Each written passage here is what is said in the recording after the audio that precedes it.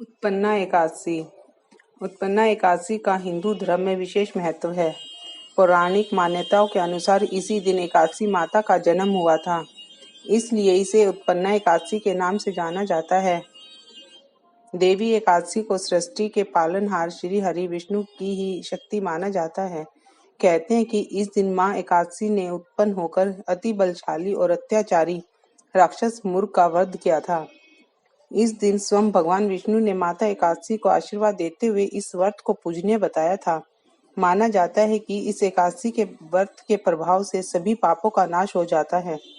पौराणिक कथा के अनुसार सतयुग में मुर नाम का दैत्य उत्पन्न हुआ। वह बड़ा बलवान और भयानक था। उस प्रचंड दैत्य ने इंद्र, आदित्य, वसु, वायु, अग्नि आदि सभी देवताओं को हराकर उनको स्वर्ग से बाहर कर दिया। तब इंद्र सहित सभी देवताओं ने भयभीत होकर भगवान शिव से सारा वृत्तांत कहा और बोले, हे कैलाशपति, मूर दैत्य से भयभीत होकर सब देवता मृत्यु लोक में फिर रहे हैं। तब भगवान शिव ने कहा, हे देवताओं, तीनों लोकों के स्वामी, भक्तों के दुखों का नाश करने वाले भगवान विष्णु की शरण में जाओ। वे ही तुम्हारे दुखों को दूर कर सकते हैं। शिवजी के ऐसे वचन सुनकर सभी देवता क्षीर सागर में पहुंचे। वहां भगवान को शयन करते देख हाथ जोड़ कर विनती करने लगे, हे देवताओं द्वारा स्तुति करने योग्य प्रभु, आपको बार बार नमस्कार है। देवताओं की रक्षा करने वाले मधुसूदन, आपको नमस्कार है। आप हमारी रक्षा करें। दैत्यों के भयभीत होकर हम आपकी शरण में आए हैं। आप इस संसार के कर्ता, माता पिता, उत्पत्ति और पालन करता और संहार करने वाले हैं। आप सबको शांति प्रदान करने वाले हैं। आकाश और पाताल भी आप ही हैं। सबके पितामह ब्रह्मा, सूर्य, चंद्र, अग्नि, सामग्री, होम, आहुति, मंत्र, जप, तप, यजमान, यज्ञ, कर्मकर्ता, भोक्ता भी आप ही हैं। आप सर्वव्यापक हैं। आपके सिवा तीनों लोकों में चर तथा अचर कुछ भी नहीं है। हे भगवान, दैत्यों ने हमको जीतकर स्वर्ग से भ्रष्ट कर दिया है। हम सब देवता इधर उधर भागे भागे फिर रहे हैं।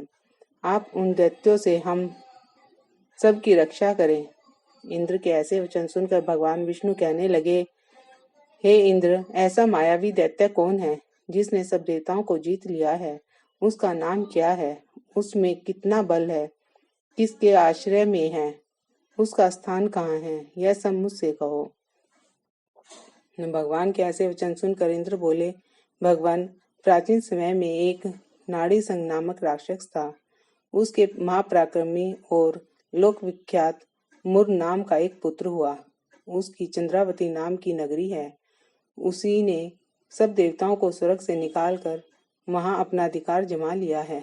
उसने इंद्र, अग्नि, वरुण, यम, वायु, ईश, चंद्रमा, नृत्य आदि सब स्थानों पर अधिकार कर लिया है। सूर्य बनकर स्वयं ही प्रकाश करता है, स्वयं ही मेघ बनकर बैठा है, सबसे अजय है। हे असुर निकंदन, उस दुष्ट को मारकर देवताओं को अजय बनाइए। यह वचन सुनकर भगवान ने कहा, हे देवताओं, मैं शीघ्र ही उसका संहार करूंगा। तुम चंद्रावती नगरी जाओ। इस प्रकार कहकर भगवान सहित सभी देवताओं ने चंद्रावती नगरी की ओर प्रस्थान किया। उस समय दैत्य मुर सेना सहित युद्ध भूमि में गरज रहा था।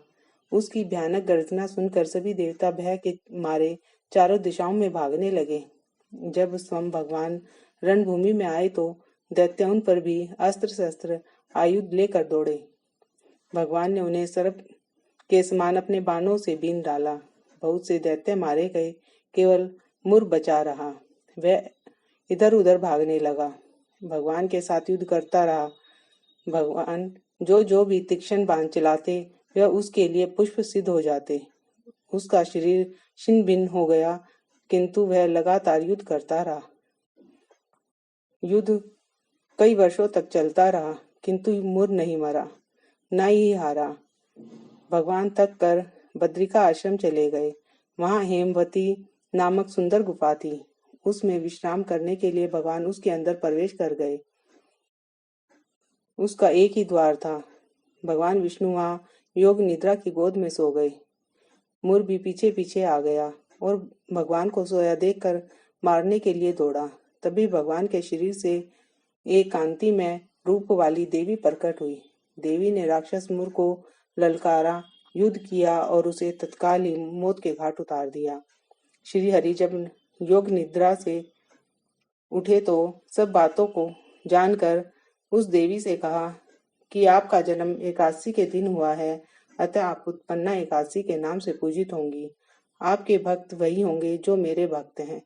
बोलो विष्णु भगवान की जय, लक्ष्मी नारायण भगवान की जय।